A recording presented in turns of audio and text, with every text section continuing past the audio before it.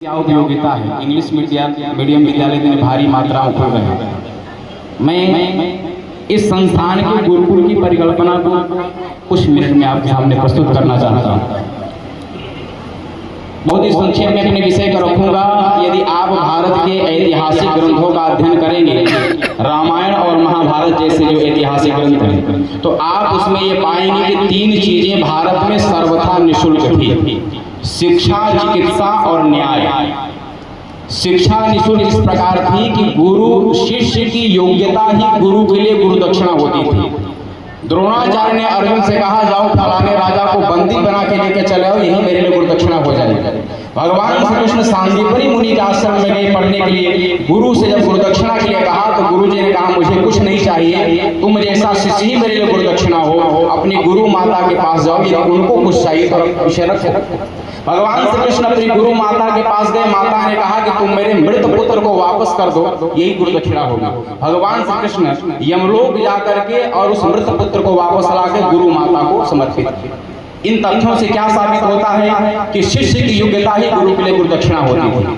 आज के इस युग में पैसे की इतनी बड़ी दीवार खड़ी कर दी गई है कि जो उस पैसे की दीवार को जितना लांघ पाएगा, अपने बच्चों को उतनी उच्च शिक्षा दे पाएगा।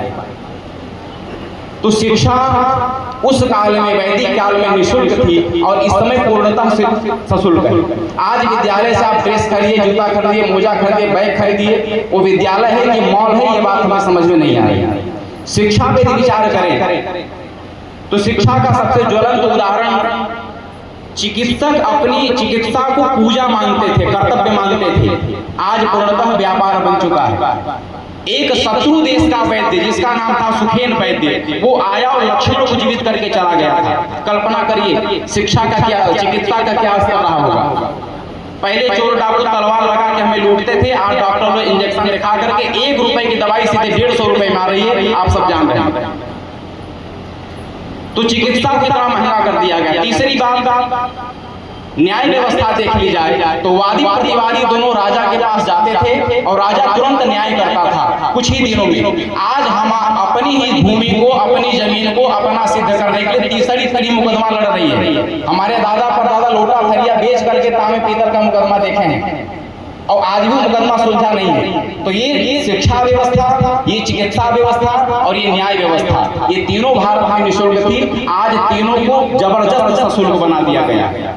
मैं आप सभी अभिभावकों से प्रश्न करना चाहता हूं, यदि भारत वर्ष में इन 3 चीजों को निःशुल्क कर दिया जाए, ये प्रकार, तो रोटी कपड़ा मकान के अलावा हमारा खर्च कहाँ जाएगा। आज किसी के घर में जाइए तो या तो बच्चों की शिक्षा को लेकर परेशान है, या तो चिकित्सा दवा सुई को लेकर परेशान है, और नहीं है तो कोर्ट कचहरी चक्कर में बाल उसकी पकड़ है। ये सर्वथा सत्य बात है कि नहीं। तो चिकित्सा और न्याय पे हमारी कोई पकड़ नहीं है, लेकिन इस शिक्षक होने के नाते पूज्य स्वामी जी की प्रेरणा से और पूज्य हमारी संस्था के चाणक्य श्री बालाजी महाराज की प्रेरणा से हम सब गुरुकुल की परिकल्पना की कि हम एक ऐसे गुरुकुल का निर्माण करेंगे जहां प्राचीन पद्धति और आधुनिक पद्धति, आपको जानकर हर्ष होगा कि गुरुकुल सीबीएसई बोर्ड से चलेगा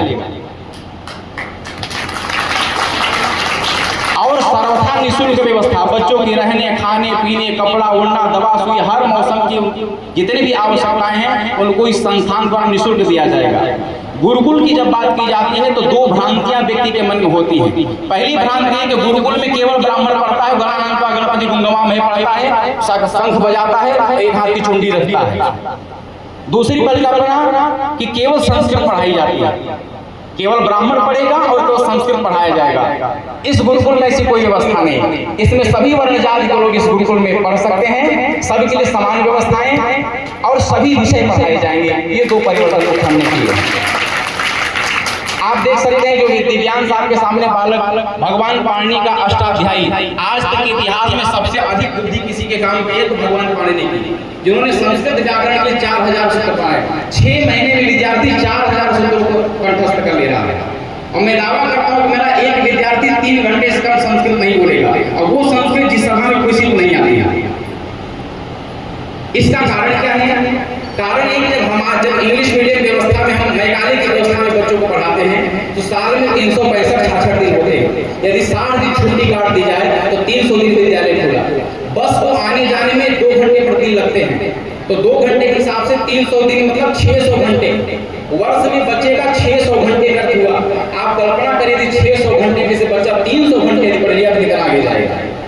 इसलिए गुरुकुल की व्यवस्था को हमने इसकी कल्पना की और ऋषियों की जो प्राप्त शास्त्र व्यवस्था है तो शास्त्र व्यवस्था के अनुसार हम गुरुकुल को चलाने का कार्य कर रहे हैं।